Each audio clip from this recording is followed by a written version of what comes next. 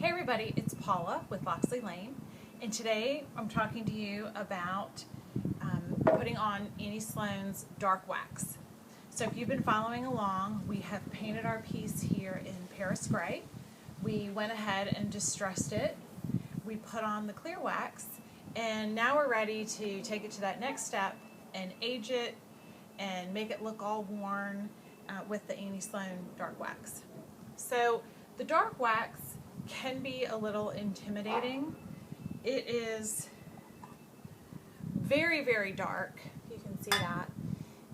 And so when you look at your piece and you're looking at it and it looks really pretty and you look at the dark wax for the first time, sometimes there's kind of that hesitation and should I really do this?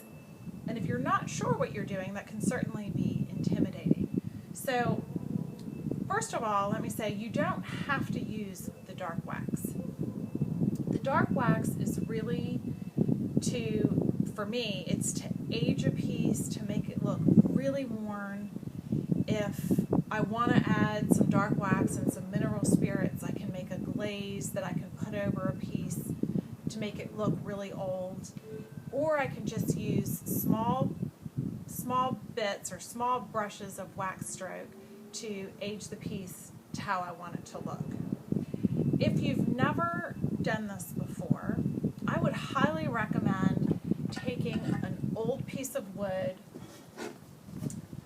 I have a piece here that I'm working on for a demonstration, but it's really just, as you can see, it's a piece of kind of plywood that I painted with the Annie Sloan Paris Gray, and I've waxed it, and I'm going to play around with different applications that I'm doing at a seminar. But I would highly recommend that you take an old piece of wood, practice on it, see what the wax does before you go ahead and start on your piece of furniture. You can start on your piece of furniture, you can make mistakes, and you can start over, as we've talked about. The great thing about the Annie Sloan chalk paint is that you can just paint right over it and start over. But if you've already painted and distressed and waxed, you don't really want to get to the point where you put the dark wax on and then think, oh my gosh, I really don't like how that looks, and have to start over again. So play around with an old piece of wood that you've painted up and just kind of play around so you can kind of see what the wax does. But let me show you how I typically will wax a piece of furniture if I'm going to go ahead and use the dark wax. So what you're going to need is, obviously you need your dark wax. I have my waxing brush, which is very similar to the clear wax brush, but this is a little bit smaller. I use very, very fine steel wool. I get my steel wool from Lowe's, but as you can see, it's the very, very fine steel wool. You don't want any of the medium to harder steel wool, as it will get into your paint and into your clear wax, and it'll give you a finish that you're not really happy with. But I keep that in hand because as I put on the dark wax, I kind of push it in and also take it off with my steel wool. And I keep a clean rag close beside me. Having the clear wax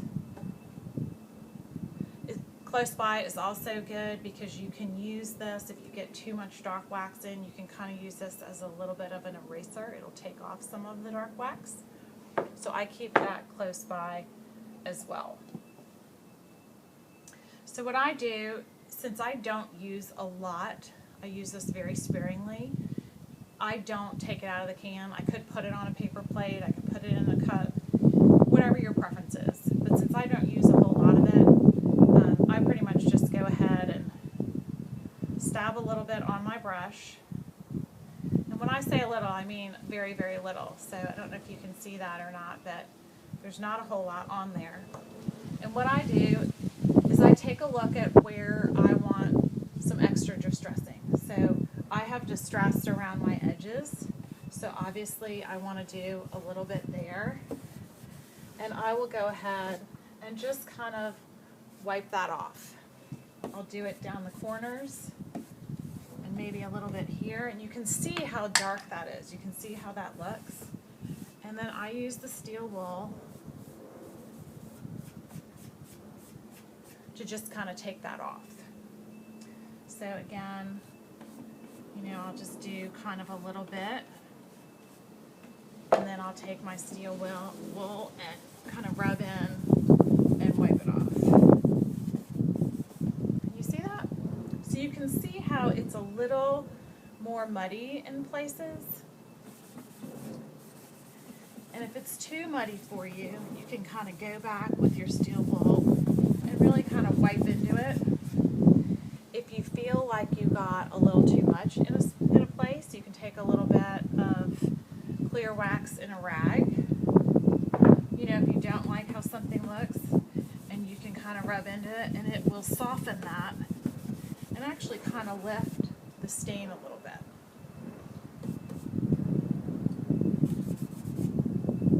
So can you see that? That works very lightly. If I do it in the center, see how muddy that looks really quickly? We'll wipe that off.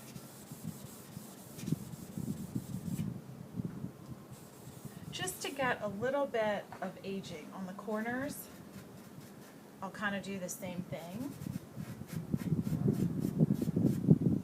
And then on the side, I just want to show you,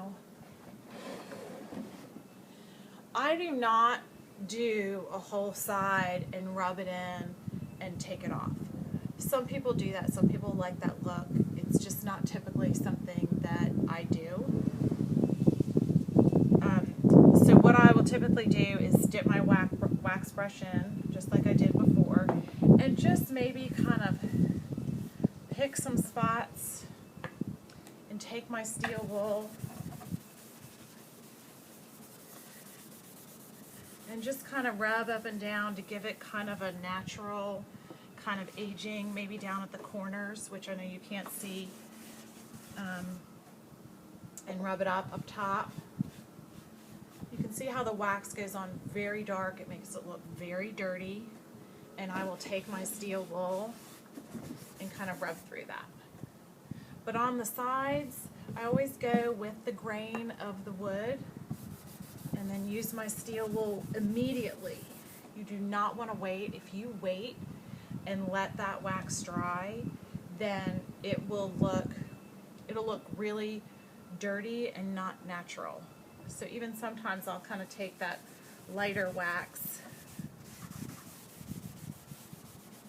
and just kind of touch up a little bit so the worn look is pretty natural. And that's really it. I will do the same thing on the top. When I do the top of the piece, again, I'm not doing the whole piece. I will just kind of take the wax and just kind of go across the top, always going with the grain, of the wood, and then again, rubbing off with the steel wool. But that's it. So I really like how this piece is looking. Just a little bit aged around the edges and the corners. Once I get the handles put in, or the things for the drawers, I'll take a picture and show you how it looks. But that's really it. The key is to go slow, to start with just a little bit. And again, I would highly recommend that you practice before you start on a piece. You don't have to. If it's your first time and you're working on that piece, just go slow and start in a small area so you can see how the wax reacts to your painted piece. And if you have any questions, let me know.